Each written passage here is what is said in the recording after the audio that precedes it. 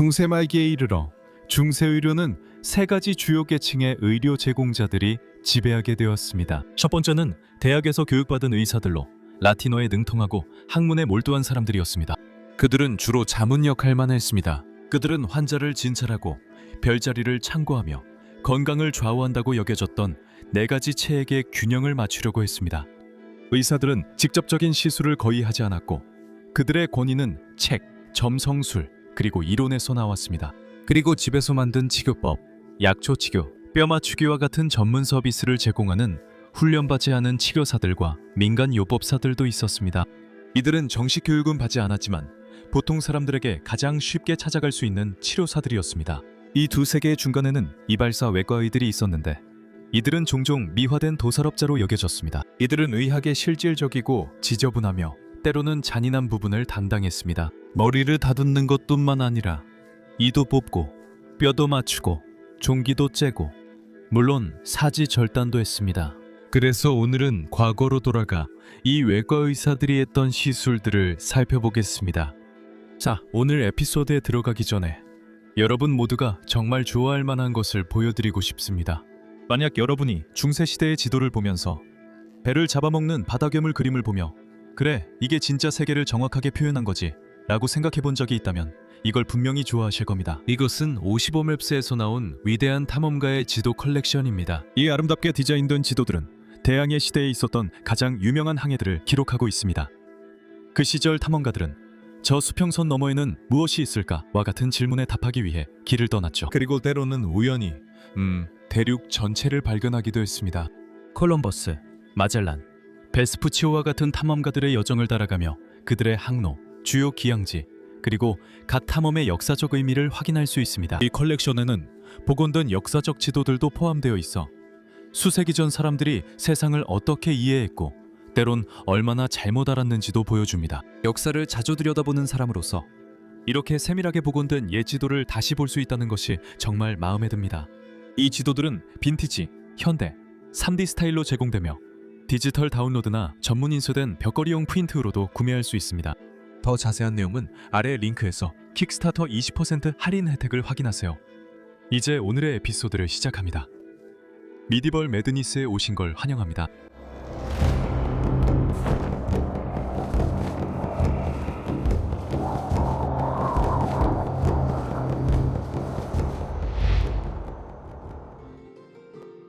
무릎까지. 결국 외과 수술의 기술은 대학 공부보다는 실습 위주의 견습 과정을 통해 존경받는 직업으로 받아들여지게 되었습니다. 프랑스인 앙리 드 몽빌은 두 명의 프랑스 왕 필리프 4세와 루이 5세의 외과 의사였습니다. 앙리는 1320년에 자신의 외과 논문인 라 슈르지, 즉 외과술을 완성했습니다. 그는 자신의 경험을 바탕으로 환자를 치료했던 사례를 기록하여 자신의 연구를 설명했습니다. 앙리는 무릎에 철봉이 꽂힌 남성을 치료해야 하는 상황에 직면했습니다. 철봉의 중간 부분은 얇았지만 양끝은 훨씬 넓어서 철봉을 곧바로 빼내면 심각한 부상을 입힐 수 있었고 심지어 무릎뼈를 잃을 수도 있는 상황이었습니다. 적합한 장비가 없었기 때문에 앙리는 즉석에서 방법을 고안해냈습니다. 그는 인용하자면 땅에 단단히 고정된 두꺼운 통나무를 설치했고 그 통나무는 무릎 전체를 감쌀 수 있을 만큼 충분한 너비와 깊이로 파냈습니다. 양쪽 가장자리에 돌출된 막대를 넣을 수 있도록 홈을 파고 속이 빈 부분에는 천을 덧대어 무릎이 추가로 다치지 않도록 보호했습니다. 금소판을 다리 옆에 놓고 그 금소판에는 통나무의 홈에 맞춰 설치된 막대의 돌출된 끝에 딱 맞는 구멍이 있었습니다. 그런 다음 힘센 남자가 무거운 망치로 막대 끝을 3개 내리쳤고 막대는 통나무 반대편으로 튕겨나갔습니다. 이런 이야기는 약간의 창의성만 있으면 현대 외과 장비가 없거나 부상당한 환자를 어떻게 도와야 하는지 몰라도 괜찮았다는 것을 증명합니다. 영국군을 상대로 한 군사 원정에 참여했던 헨리는 환자들에게 박힌 화살을 빼는 데 익숙했으며 어떤 종류의 화살을 다루고 있는지 아는 것이 중요하다고 썼습니다. 그는 각각의 경우에 따라 다양한 기술과 여러 가지 도구가 있다고 우리에게 말해줍니다. 영국군의 화살 중 하나는 작은 갈고리가 있어서 환자의 손목 근처 팔뚝 근육에 걸리게 되었습니다. 이로 인해 헨리는 화살을 빼낼 수도 갈고리를 풀 수도 없었으므로 나는 금속 조각을 제거하기 위해 그 부위에 절개를 해야 했고 그 과정에서 상처를 더 크게 벌려야 했습니다. 그는 이것이 피해자뿐만 아니라 자신에게도 큰 고통을 안겨주었다고 말합니다. 헨리는 출혈을 통제할 수 없는 상처는 오직 한 종류뿐이었다고 언급했습니다. 목에 화살이 박혀 경정맥과 근처에 경동맥, 그리고 기관을 포함하는 관통상일 가능성이 높다고 했습니다. 그는 무기는 즉시 제거해야 하며 그렇지 않으면 환자가 질식할 수 있다고 말합니다. 그리고 수술을 집도하는 외과 의사는 그 무기가 그 구조들 중 어느 하나라도 관통했는지 알지 못합니다. 그리고 환자가 목소리가 쉬었지만 여전히 말을 할 수 있기 때문에 그는 크게 걱정하지 않을 수도 있습니다. 헨리가 화살을 제거한 후 그는 외부 출혈에 대해서는 뭔가 조치를 취할 수 있었을지 모르지만 화살이 뽑힌 직후에 사망을 초래할 예상치 못한 내부 출혈에 대해서는 아무것도 할 수 없습니다.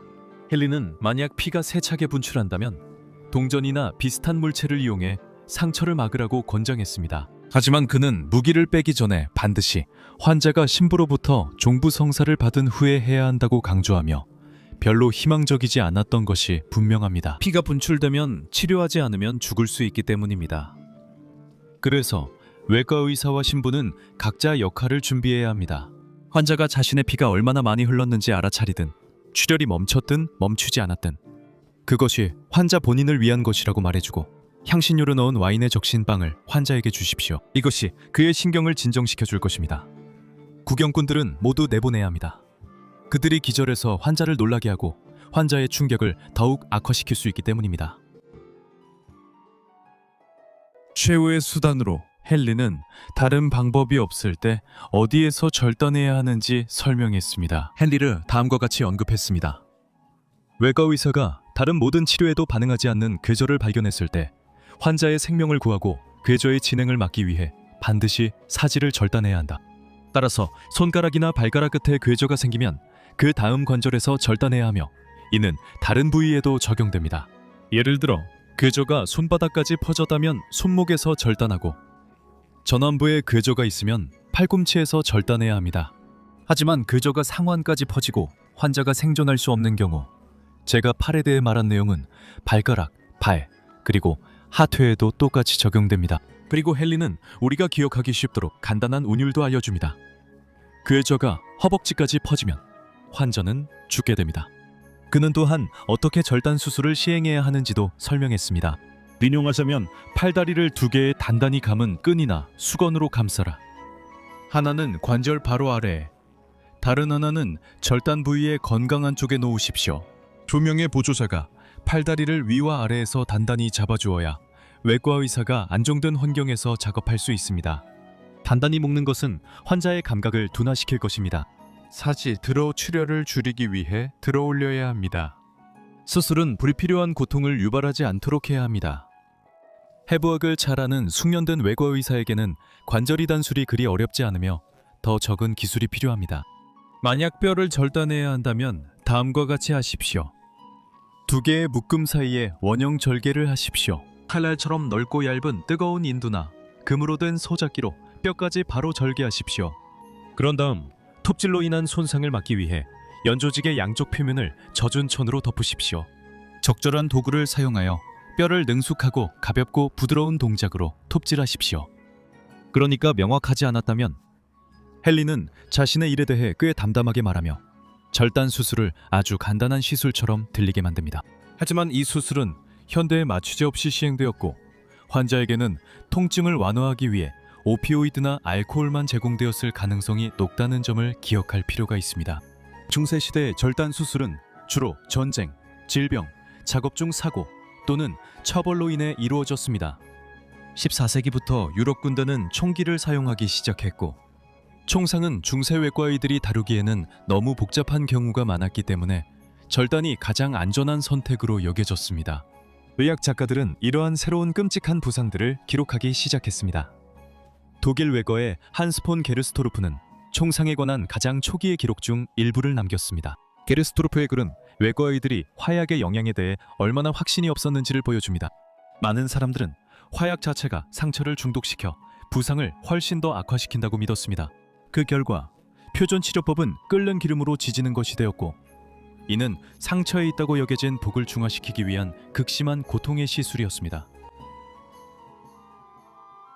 본브레이커 절단술에 있어 중세 외과 의사들의 우선순위는 팔다리를 얼마나 빨리 절단할 수 있는지, 그리고 절단 부위가 얼마나 잘 치유되는지였습니다.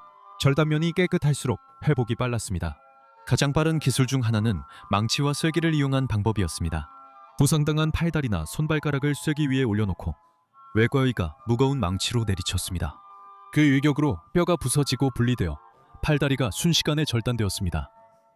하지만 그 속도에는 대가가 따랐습니다. 부서진 뼈는 종종 남은 절단부의 파편처럼 박혀 지저분한 상처를 남겼고, 그 상처는 잘 아물지 않았습니다. 이런 방식은 매우 잔인하고 극도로 위험했습니다. 대안으로는 손너비 방식이 있었는데, 이 방법은 더 느리지만 훨씬 더 통제된 방식이었습니다. 외과 의사는 곡선형 칼을 사용해 연조직을 절개했고, 조수는 뼈가 드러나도록 살을 위로 잡아당겼습니다. 그 다음에는 활톱을 사용해 뼈를 깔끔하게 절단했습니다. 사지가 절단된 후 조수는 살을 놓아주어 절단부를 덮을 수 있게 했고, 이는 보호용 쿠션을 형성했습니다. 이 방법은 시간이 더 오래 걸리고 더 안정된 손놀림이 필요했지만 환자에게 훨씬 더 좋은 결과를 가져왔습니다. 공정하게 말하자면 이 둘 중 어느 것도 그다지 재미있을 것 같지는 않습니다. 솔직히 말해서 절단을 하면 피가 많이 날 수밖에 없습니다. 출혈을 멈추기 위해 철로 지지는 소작법이 사용됐습니다. 외과 의사들은 새로 된 기구를 달아오를 때까지 가열한 다음 그것을 잘린 부위에 눌러서 노출된 조직을 태우고 혈관을 봉합했습니다. 또 다른 방법으로는 부식성 화학약품을 상처에 직접 발라 혈관을 태워 막는 것이었습니다.